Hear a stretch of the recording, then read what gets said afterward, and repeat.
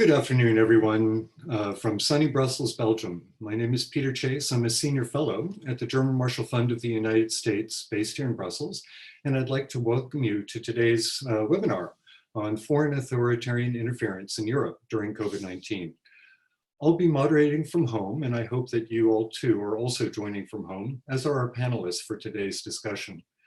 The coronavirus has affected literally all of us, directly for those who have fallen ill or those who more tragically have died, and indirectly for virtually everyone else, whether because we're taking unprecedented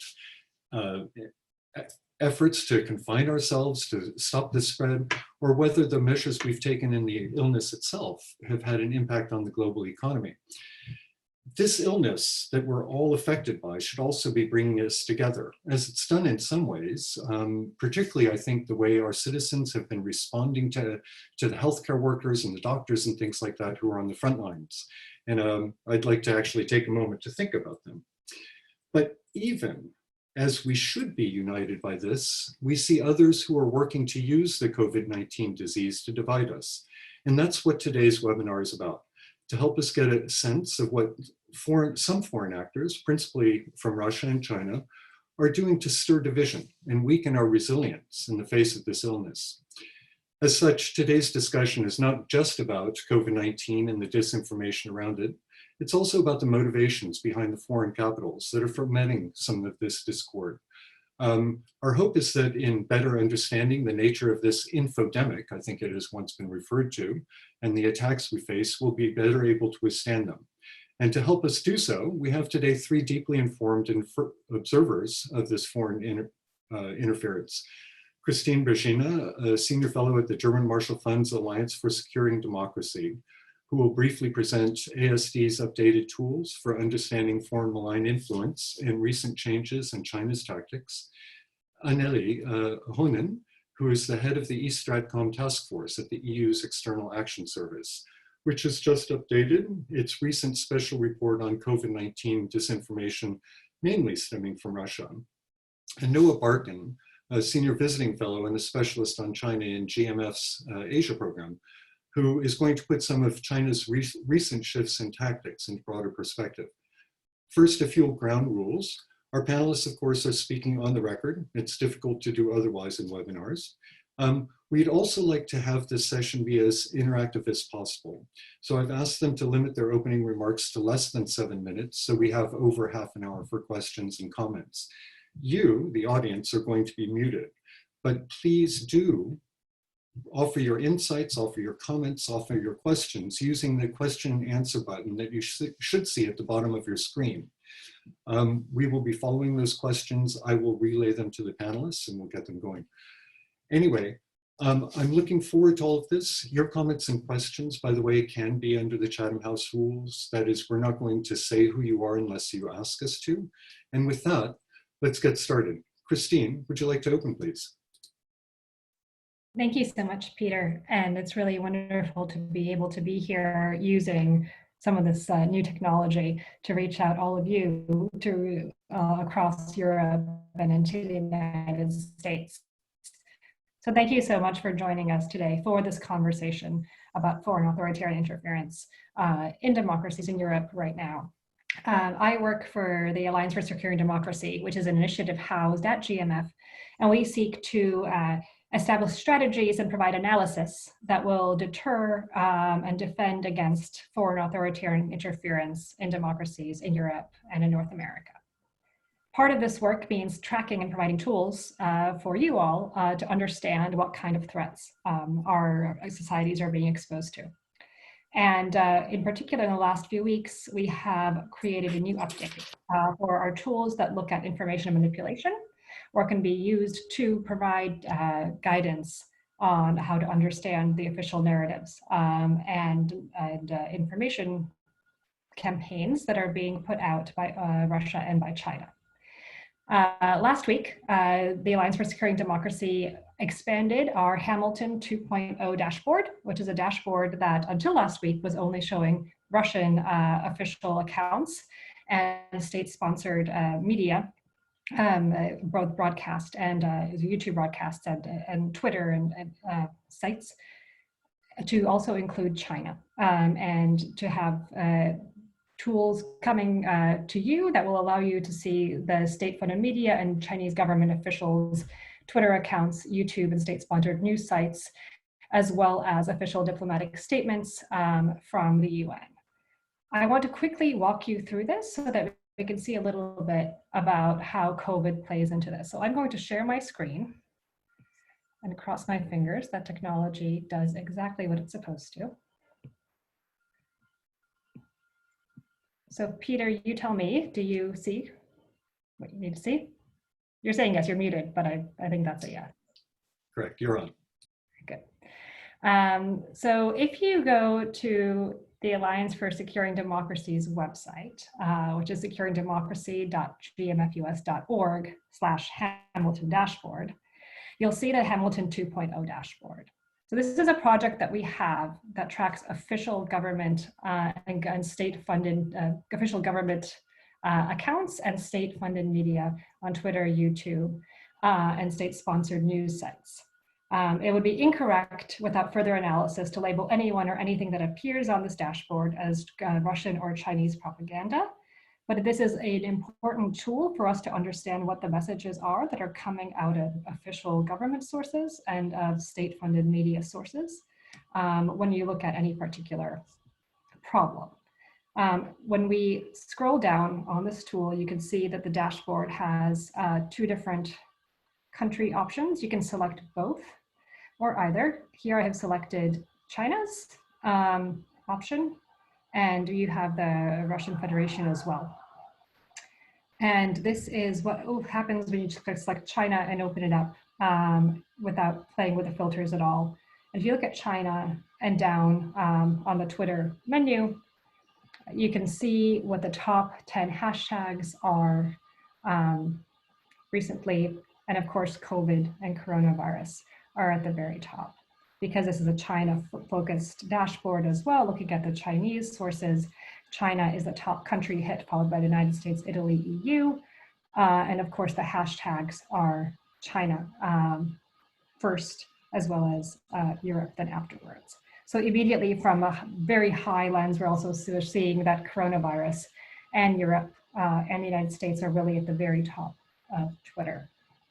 When we look at what is going on in the Russian dashboard, which should be open, but let me flip it.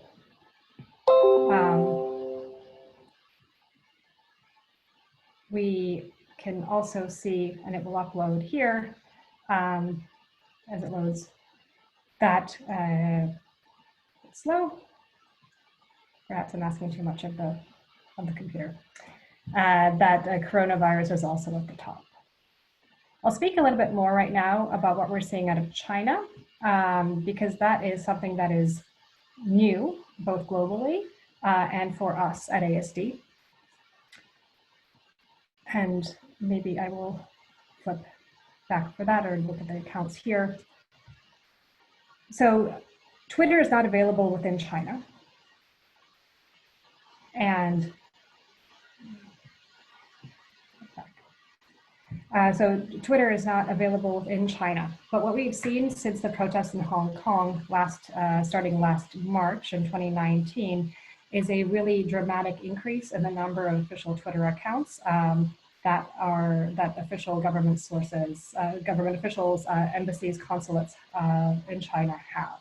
We've seen a 250% increase in the number of accounts since March 2019, which will show you just the increase in the amount of information operations and information provided that from PRC sources to those primarily outside of China, and the real increase in the use of Twitter for them. The messages that we are seeing are generally promoting China as a stable and effective government and a policy maker and a virus handler, essentially. We're seeing a lot of promotion of the ability of China to handle its own outbreak and to help those globally around it. So really the use of Wuhan as a model. We're seeing, furthermore, an increase in China's medical and aid and infrastructure links to Europe and a promotion of those. We're seeing an encouragement of the kind of infrastructure connectivity projects between the PRC and Europe that are making this aid possible.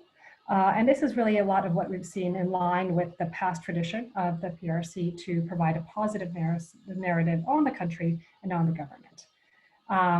But in addition to that, we're also seeing the promotion of more conspiracy theories and more critical arguments about what is the source of the virus and some of the divisions within the EU. And I'm going to go and flip back right now to the dashboard.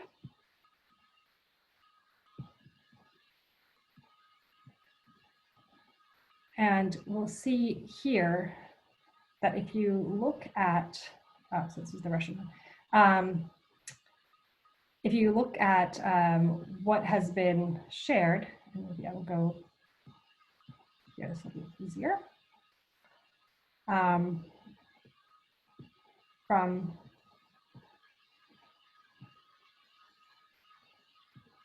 So in the dashboard in China, if you search for the top EU tweets for the past 30 days, you have seen, you'll see here that there are tweets from CGTN for Italy criticizing the EU for not responding to its calls for help, that China steps in where the EU did not come to the help. And then we also see various tweets questioning where the virus came from and whether the virus is not perhaps Italian in origin.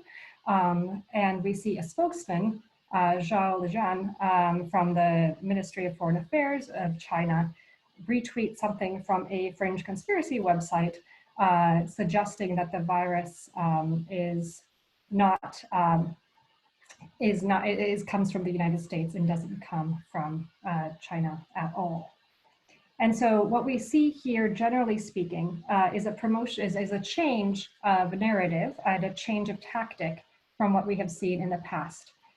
In the past, we have expected the PRC to promote itself and a positive vision of itself. What we're seeing more now is that there is a change that the PRC is promoting a vision of confusion in order to cast away from questions of its own blame in this, and promoting a question of whether the US or Italy is behind this, and promoting questions of how the EU is able to handle it and sowing discord between the two. We're also seeing that the Chinese messengers are piggybacking off of Russian propaganda sources such as RT and Sputnik News, and so we're seeing some interrelation between the Chinese and the Russian pieces there. There are other things that we look at ASD, but I wanted to quickly show you what is available on that dashboard, and then Anneli can talk about some of the more Russian aspects, and we can go into other elements of interference beyond information a little bit later. Okay, great. Well, thank you very much, Kristine. And of course, the technology never works quite the way you want it to, but people now know more about the dashboard and can get back to it. Anneli, would you like to provide some opening comments from your end, and particularly the recent findings from the External Action Service and the Stratcom task force? Thank you very much, Peter. It's a pleasure to be with you here today. My name is Anneli Ahonen, and I come force. We are a team that was set up in 2015 to address Russia's ongoing disinformation campaign. And currently we work together with the other task forces within the External Action Service and work to expose foreign information operations and influence. So the recent report that was published was a joint effort by the Strategic Communication Division, covering wide range of actors from Russia to China and others. But when it comes to Russia, we have the most capacity to monitor and expose pro-Kremlin disinformation. So there, our monitoring is based on 20 languages across Europe, Eastern Partnership countries, Western Balkans region, and Arabic language. And there we follow Russia. So what we have seen there, the development of disinformation, Russian and pro-Kremlin disinformation about coronavirus, is that in a way when we entered the phase of a health crisis on corona, we also were already in an existing information environment and digital information space where disinformation and conspiracy theories have in a way become a new normal. And this is something that Russian disinformation sources then immediately started exploiting, which is in a way a natural step for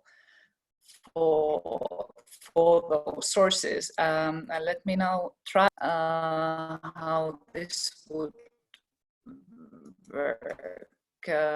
We have an illustration about the development of the different messages, and these are the first one being accusations that actually COVID is a Western, usually a US biological weapon, that the whole pandemic is a fake, and then other conspiracy theories. And on 22nd of January, we had the first disinformation message. Virus was elaborated in NATO biological laboratories. And then the messages, in a way, were here targeting mostly Russian-speaking audience. But then started spreading into other languages, into English, into Arabic, and others, and joined with the focused message virus and spreading it to the people. For example, Bill Gates is sponsoring the coronavirus. And then in the end, in March, we could see. Sorry, it's my kid here. I have to send her away. Me alakerrassa, menkää ottamaan sieltä kaapista. Joo, hyvä. Okay, sorry. So and now we are in the phase where the accusations are more targeting the like internal criticism of, for example, EU countries' audiences. And then promoting on one hand inside Russia the Russian response against the virus, or moves to support other foreign countries like Italy. Siellä keittiön kaapissa nyt mä olenkin. Siellä keittiön. Siellä on 200 ihmistä. Well, okay, sorry, that was it. So this is basically what we have been following and exposed available on EU versus Disinfo. Here you can find all pro-Kremlin disinformation cases around coronavirus. It's currently 226. And that enables you to track and follow how different languages, how different audiences are targeted. And what we can also see is that these sources, in addition to more political messaging, also promote, for example, false health advice, like salted water can cure or help against coronavirus, or washing hands is not a good way to prevent the virus from spreading. And these messages are also promoted and spread on social media. But I would now like to hand over to Peter, and then I'm looking forward to the follow-up discussion. Thank you. Well, thank you very much, Anneli. We've already got a number of questions, particularly about the DNA structure, including about the DNA structure of your image. And I think we can come back to, actually, I might just ask that question right now. So the graphic that you have, what do the two different lines actually mean? And are there specific references or things to the cross dye, I think, is one reference, and radioactive zone and the cross themselves? Do those have any specific meaning as to type of disinformation? Yes, so let me share the screen again. Here we go. So the radioactive sign here is a reference to biological weapon, which is the recurring pro-Kremlin message is that the virus would be created in a secret US military biological weapon laboratory, and it's often combined with the message that these viruses are created artificially to target one ethnicity, like Russian people or like Chinese people. So this is where this sign and visual category or image of the category comes from. This is also something that has been recurring narrative around pro-Kremlin disinformation about poisoning of the Skripal, the ex-Russian agent that was poisoned in Salisbury. So that's this sign, and then this is a timeline of how the messages have been spread from January to February to March. Okay. And this is an illustration of the virus. Okay, well, we'll come back to that and to some of the stories that are in here and the evolution of them in a second. Noah, would you like to provide a little bit more insights or some additional insights maybe into some of the things behind what China has been doing? Because I know that's what you've been focusing on the most. Yeah, sure. Well, first of all, thanks for having me to talk about this fascinating and really fast-moving subject. I think of the past month, everybody has been shocked at how this has evolved, and as Kristine mentioned, this is a real shift in how China is reacting. I just wanted to make a couple points before we move into Q&A. My focus is, as Peter mentioned, is very much on Europe's relationship with China.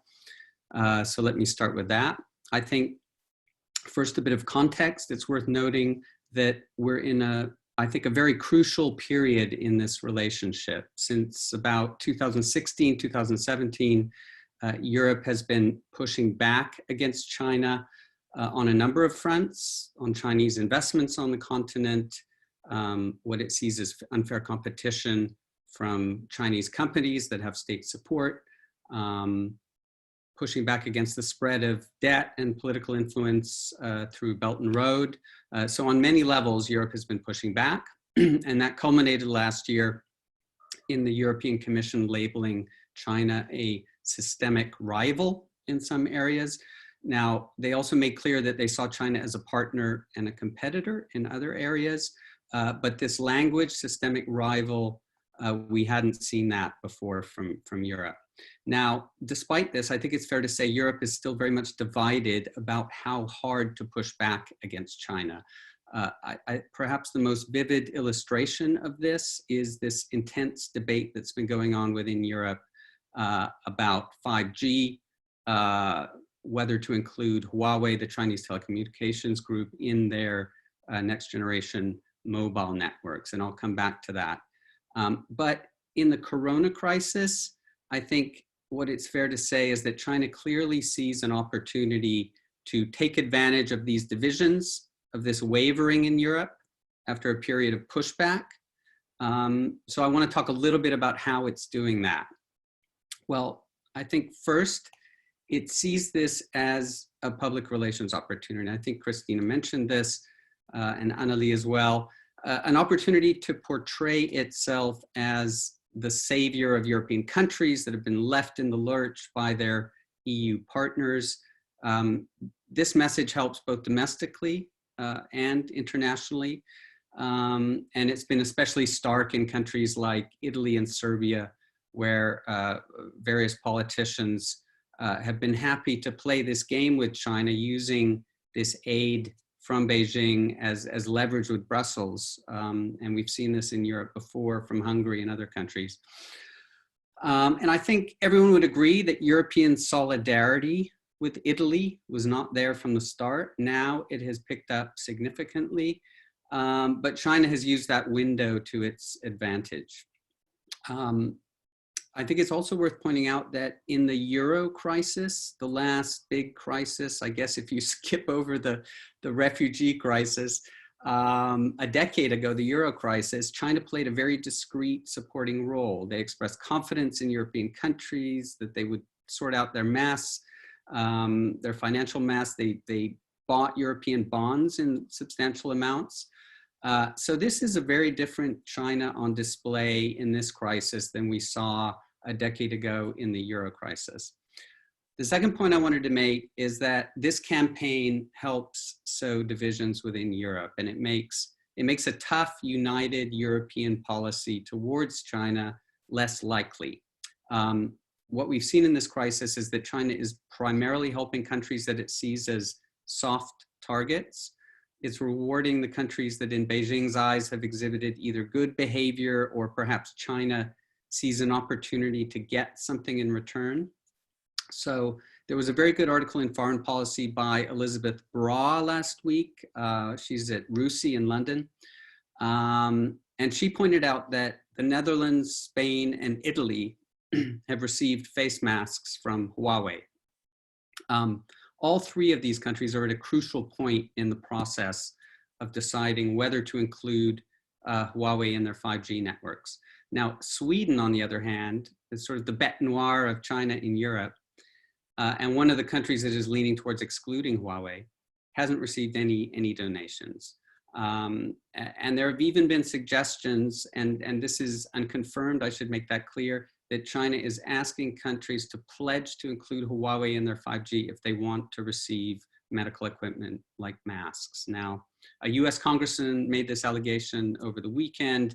The French embassy has denied it. My feeling is that this is unlikely, but this is the kind of talk that's going on. So China clearly sees an opportunity to gain some economic advantage through this crisis, whether it's 5G, solidifying its Belt and Road relationships with countries like Hungary and Serbia.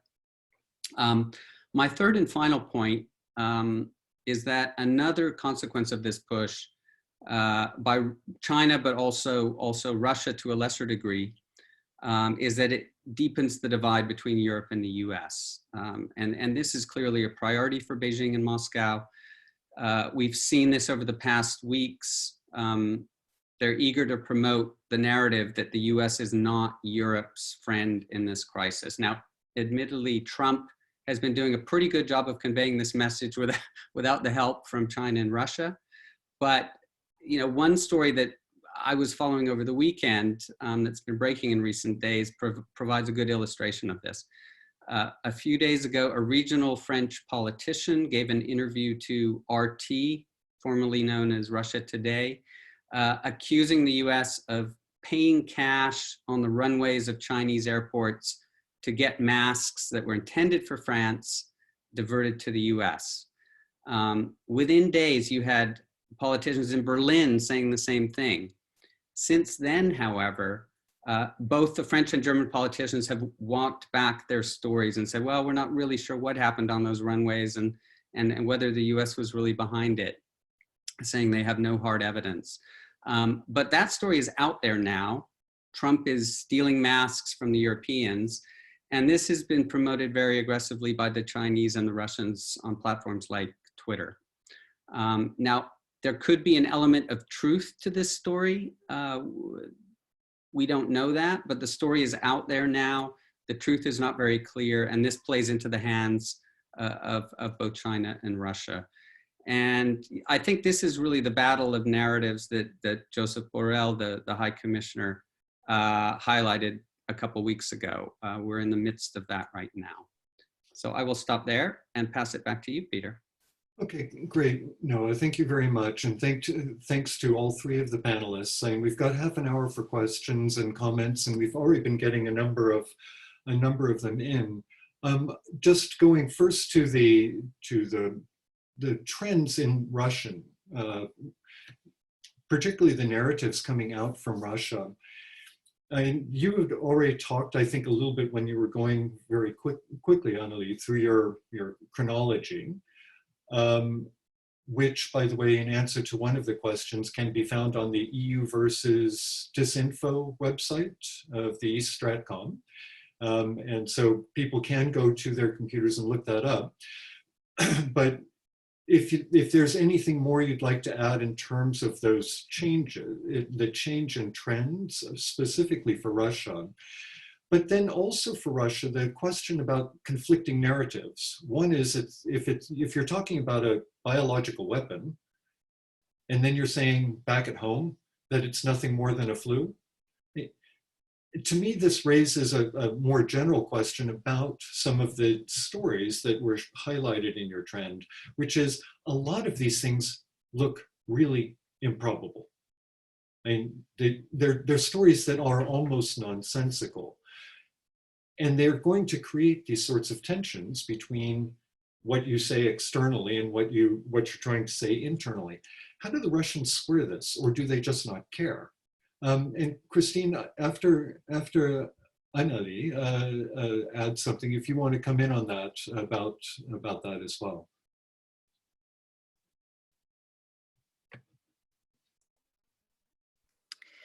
Well, I think that what we have been witnessing is, in a way, the ability of Russian disinfo campaign not to care about conflicting messages. It serves their end goal to weaken the West, weaken the institutions, weaken the trust in the institutions, to spread all sorts of different kinds of messages, and they don't have to be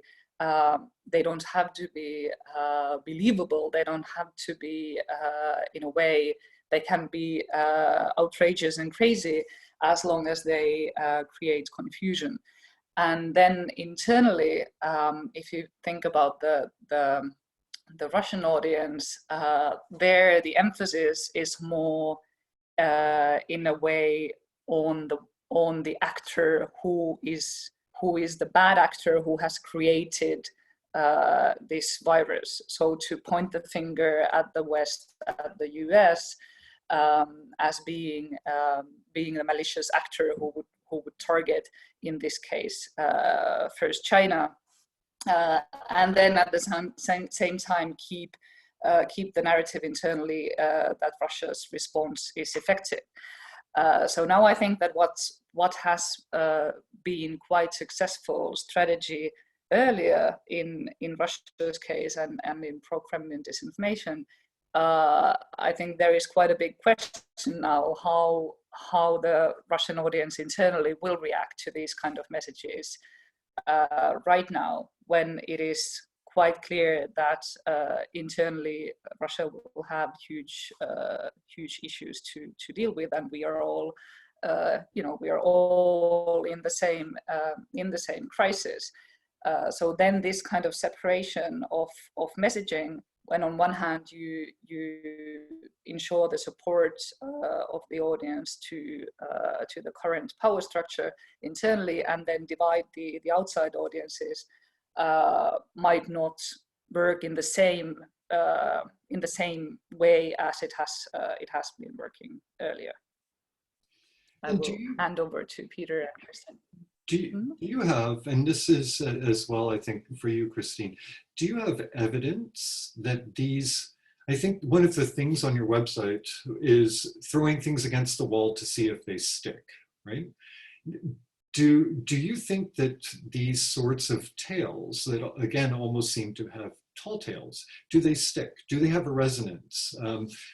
Or do you have any evidence that they actually circulate in the sense of actually meaning that there's a story that takes hold and that has traction?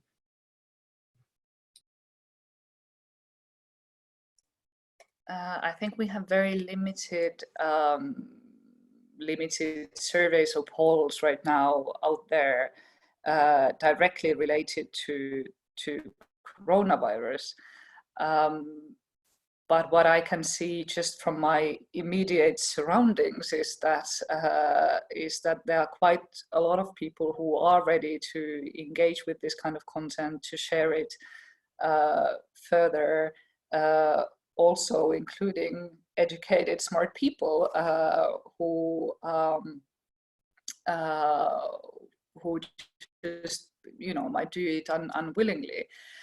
I think there are, from some countries, already initial poll surveys that Russia's and China's propaganda campaigns or the aid campaigns have been pretty successful. So on that side, there is already some kind of initial evidence on that. What usually has been out there earlier, for example, regarding the poisoning of Skripals, I think that what we saw then was that in the very beginning, when the situation was a bit confusing still, and the evidence of Russian agents behind the poisoning was not out there, then Russia's disinfo campaign was successful. So there were surveys, polls that in countries like France, Germany, UK, people were not ready to buy the Russian versions of the events. But then in other countries, like in Bulgaria, majority of people were behind it and thought that it was actually a UK provocation against the Western provocation against Russia. So I think in that sense, there is, like, earlier evidence would suggest that it can be successful messages among different audiences. Okay, thank you. And by the way, the questions that I've been asking have been based on the things that you as the participants have been sending in. So please do continue to ask questions. Sometimes I'll say who asked them, but generally I think the questions are interesting in and of themselves.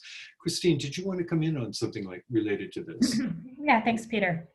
So absolutely, you're pointing out to the fact that a lot of the messaging that we're talking about, having the various sources for the virus, or, is it a bad thing? Is it terrible? Is it a wild cold? It doesn't make sense. But that is something we've seen consistently from some of the Russian informational manipulation and disinformation through a series of events, from the MH flight being downed to the Skripal crisis. One of the tactics that is used out of Moscow in the information space is to flood as many possible ideas about what something is or isn't, or what is the cause of something, into the public space, to doubt the fact that there can be a truth. And so the fact that you don't have a coherent narrative in some of this disinformation is typical, I'd say, right? So this is an ordinary continuation of the kind of tactic we have seen in the past. The coherent narrative is something that we've seen more on the PRC side, because the message there has been that China is a friend, that China is benign and helpful, and there hasn't been, until the coronavirus crisis, a sense of promoting conspiracy theories and trying to sow discord and confusion over what is the truth and what is not on a global scale. And that is something that we're seeing specifically right now with the coronavirus. So in a sense, we're seeing China becoming more Russian in the information manipulation that is choosing to pursue at the moment. And that, I think, is an interesting division. So that I think is something that we need to be aware of, that perhaps we're seeing a greater evolution of tactics and of platforms on the Chinese side that is being accelerated during the coronavirus era. And we're seeing more of the same, that things that we can already come to expect out of Russia. And perhaps that will change though, because Anneli is right, that you have Twitter is accessible in Russia, unlike Twitter in China. And Russia has its own very serious public health problems to solve right now. It is also right now entering deeply into the epidemic. And so we'll see how the messaging responds to that. Okay. Thank you, Kristine. Noah was raising his hand. Okay. You're allowed to, Noah. I was actually going to come back to you because there's something for the two of you as well, which is a number of people have asked about whether there's evidence of actual, you've talked to Kristine that China has been repeating some of the things that the Russians, they've been retweeting it, they've clearly been building on each other, but whether or not there's actual evidence or thinking that there's an active cooperation between the two. And Noah, I was going to ask you as well, because you had talked about what China gets out of this, but whether again, this is something that they want to do actively with Russia, or if they're simply parroting. But you wanted to go ahead on something else first. Yeah, I mean, I would just mention, because I'm seeing this very clearly here in Germany, is that, you know, we do have a U.S. administration that has also told some sort of, has a history of telling sort of misleading stories. So I think that makes it even more dangerous in the sense that people don't, when they hear something from the Chinese side or the Russian side and they hear denials from the US, they really don't know who to believe. Now, a few years ago, I think under different administrations, you might have said, okay, we trust this administration to be telling us the truth. That isn't always the case now. So that's a new dimension to all of this. That and I'm certainly seeing that here in Germany. You see it with these French and German politicians who are perhaps overeager to lash out at the Trump administration before they have all the facts. On your other question about Chinese and Russian cooperation, I'm not an expert on that, but I think we've clearly seen a shift in China's tactics. You know, we've seen in Europe over the past 6 months or so some very aggressive language from Chinese diplomats. We're seeing, just over the past week, we've seen Huawei on Twitter go after journalists who are reporting things that they don't like. So is this the Russian MO? I'm not sure, but China has definitely changed its tactics. As I mentioned earlier, in the Euro crisis, China was much more discreet about the support that it was providing to Europe. So it is certainly more aggressive. Possibly Kristine and Anneli would be a better position to say what the similarities are between China and Russia's tactics. Okay, we've had a couple of questions that have gone to not just their overall tactics, but whether or not any of the panelists have sense of the impact of those tactics in specific areas, or how the tactics are playing out in different regions. For instance, there was a comment made in response to something that I said that in Bulgaria specifically, a lot of the disinformation, like the biological weapons story, actually is having quite a lot of an impact there. But a number of people have asked about Africa and Southeast Asia, and I don't know whether or not you've been watching as well the work of Russia and China as they spin these stories in other areas, whether it's Africa or Southeast Asia.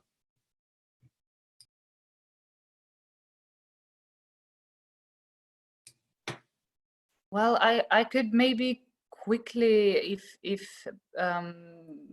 participants are interested in like specific examples or figures, I could quickly show you another image that we did on. So out of 152 disinformation messages originating in Russian sources, we measured which one of these messages have got most traction on social media. So you can see that the Arabic language, RT, is pretty frequently mentioned in the top 10 messages. And the most engaging content was exactly this coronavirus as a man-made biological weapon. So that's maybe on the very specific like side of concrete examples and how they are doing on social media. Okay, great, thank you. Kristine, did you want to add anything on that specifically? Yes, thank you.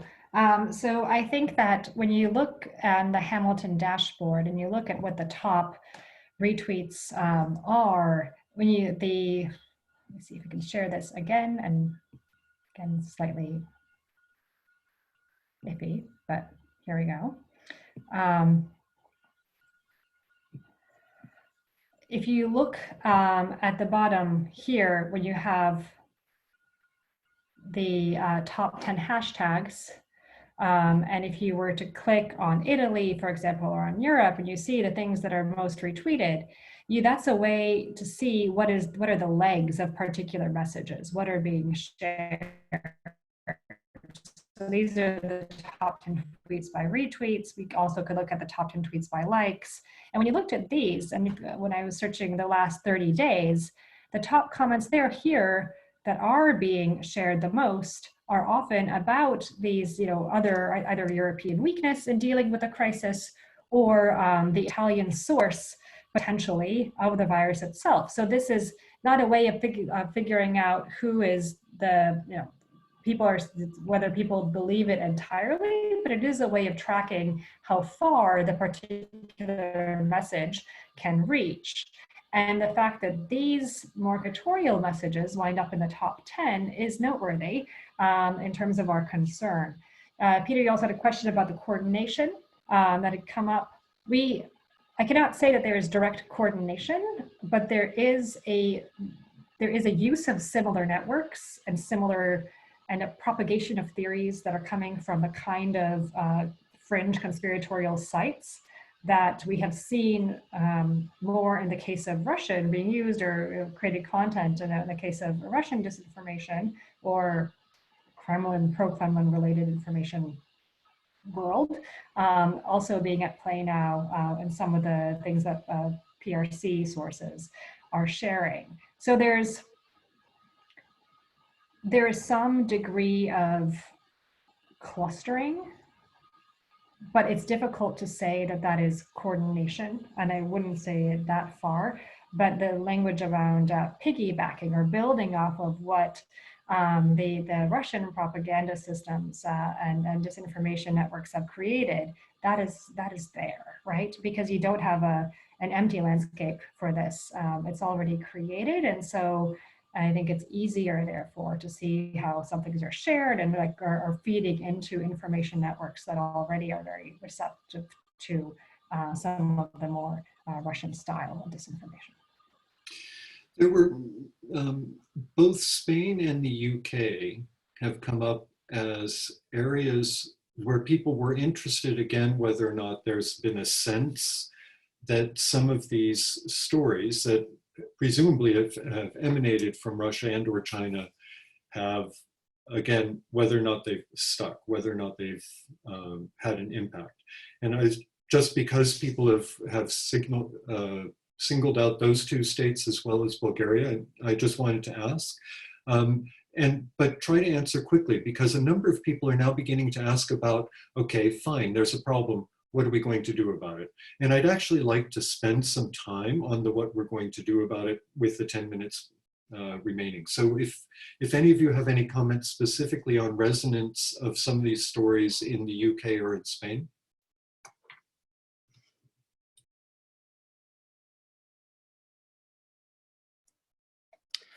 Well, maybe just very quickly, I think that the like right now there is a lot of false information going around about the 5G and the link to coronavirus. We haven't been yet identifying a clear like pro-Kremlin angle to it, but that is very prevalent in the UK.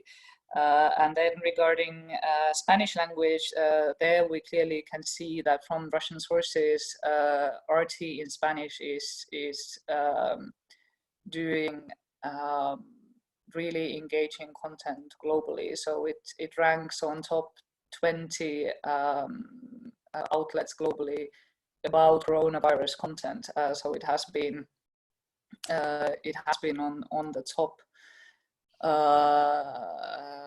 repeatedly, and there the main focus is more on like biased stories about apocalypses that coronavirus would bring with itself.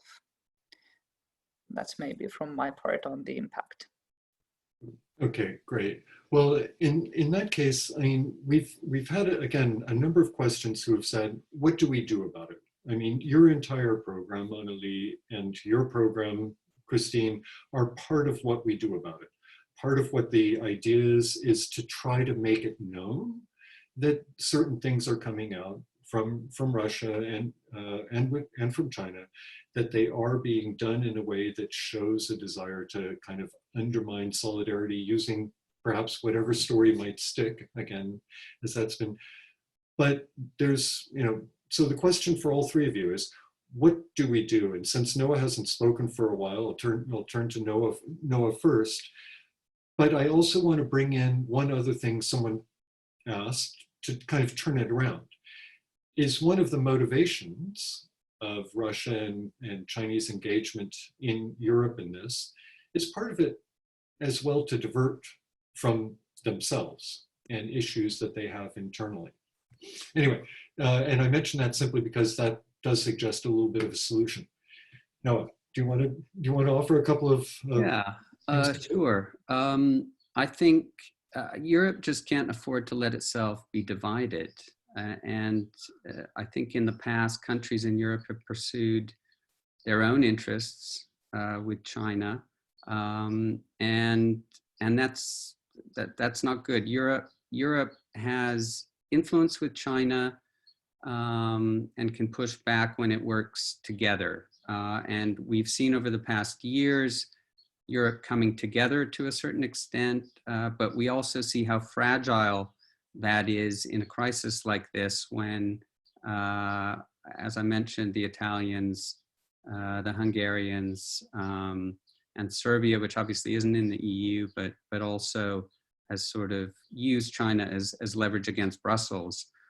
I think Europe also needs to do a better job of selling itself, and I think it's slowly learned in this crisis how to do that. It's been it was a difficult early few weeks, but Europe has sort of lifted its game. And I thought Borrell's blog post a couple of weeks ago was really good. And we're also seeing European countries highlight the solidarity, the medical equipment that they're sending throughout Europe, the patients that are being brought from one country to the other. So Europe has to do a better job of that. On the question of, are these countries diverting attention from themselves? Yes, I think certainly they are. I think as I sort of touched on in my opening remarks, China is, China is where this crisis started. But China is very is obviously involved in creating a sort of a new narrative that diverts attention away from the fact that the crisis started there, that there was a cover-up in the initial weeks, and that the rest of the world sort of lost time because of that. So by reshaping the narrative as China, the generous donor of masks and medical equipment to Europe, that not only changes the narrative in Europe, but it also changes it at home. And the CCP, the Chinese Communist Party, can portray itself as the benevolent power who has the virus under control and is now helping countries in Europe. Okay, well, thank you very much, Noah. And I think your point about the Europeans saying more about the things that they are doing to help each other would be useful. And it actually goes to one of the questions that was actually posed about the need for European member states and the EU to communicate more about what they're doing. Kristine, do you have some additional thoughts?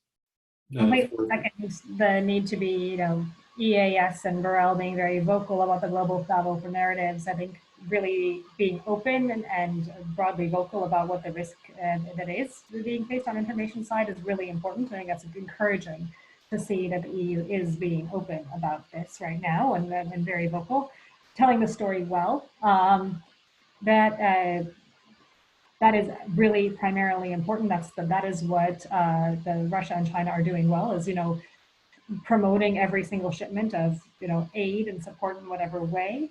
Europe really needs to toot its own horn better when it does things well, but it needs to do things better too. So really, it's imperative on Europe to see this as a European problem with European solutions and not to fall short, because I think that there's not much patience for that, and it will be taken advantage of by others.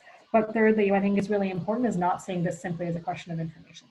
And so this goes beyond simply what we've been talking about today mostly, which is the information side, but really see how it spills over into the 5G questions, how it spills over into trade or infrastructure.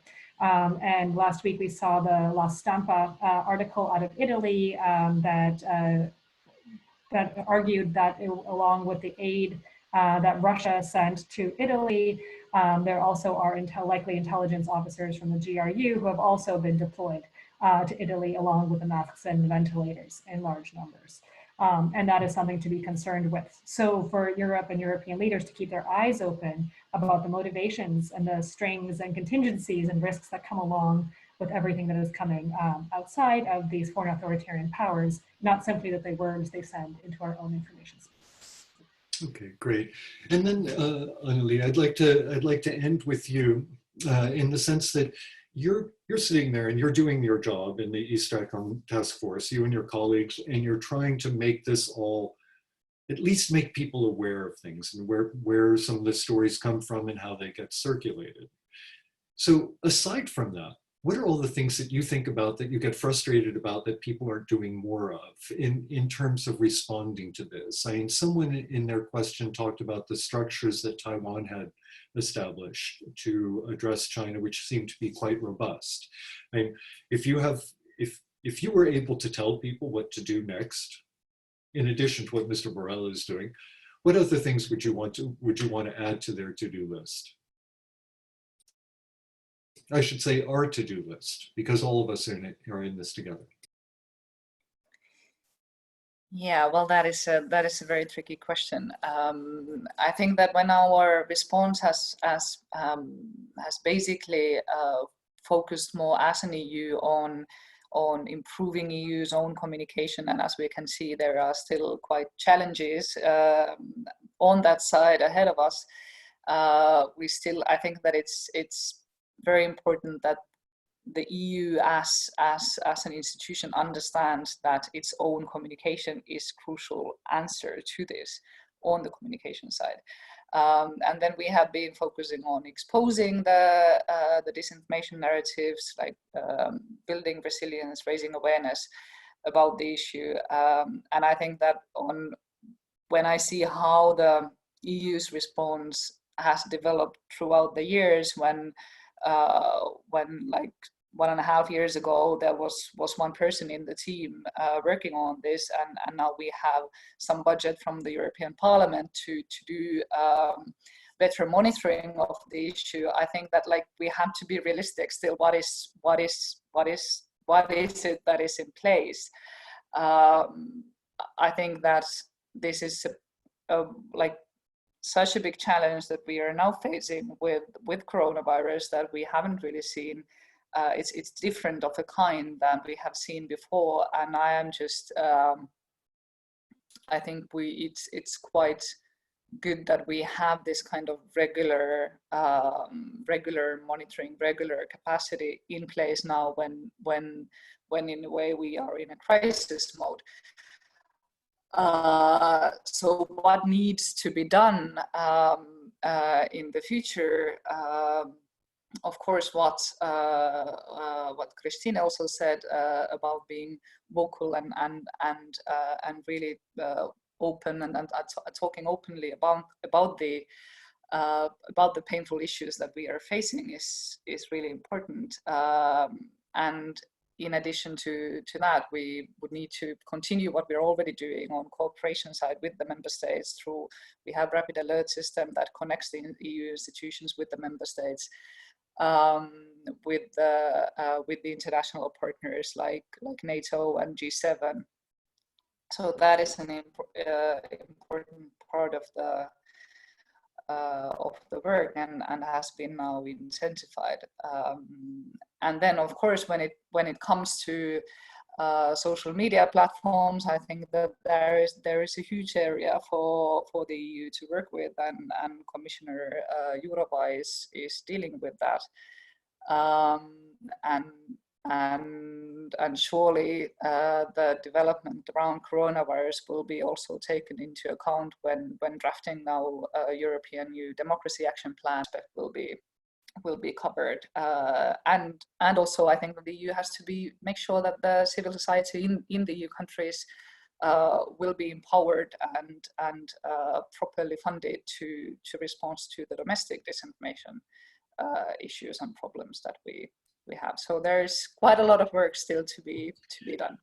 Well, thank you, and thank all three of our panelists very much, and thank you to those people who have participated and who have asked questions. We've not gotten to all of the questions. I'll have to talk with our technicians as to how we get back to people we know about who post them, because I think that people who ask questions deserve answers as much as possible, and we'll try to do so. But I thought it was interesting how you ended, Anneli. One of the things that we should be learning from the coronavirus itself is that we need to build up the systems to respond in the event that something happens. You have to be able to have a certain surge capacity. You have to be able to do some inoculation for your population. And I find it interesting that a lot of the discussion about disinformation has often used those same sets of things about being infected, about needing inoculations, about needing people to think seriously about the stories that they're seeing and where they come from. And that, in the end, is going to be our something that's very critical about us and our ability to respond to crises like these in the future. Anyway, thank you to all, and we hope to be seeing you again here soon. Take care. Thank you.